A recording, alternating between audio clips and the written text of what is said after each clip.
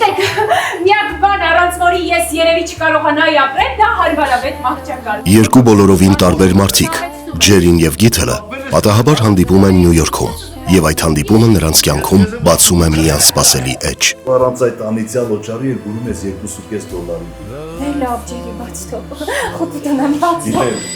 Ջերին իր չավարտված ամուսնության ստվերով եւ Գիթելը իր խոցելիությամբ ու սիրելու խորը ցանկությամբ փորձում են իրենց հանդիպումից կառուցել մի հարաբերություն, որը նրանց ստիպում է վերանայել սիրո, մտերմության եւ սեփական ընտրությունների մասին ունեցած պատկերացումները։ Լինքոլն քաղաք,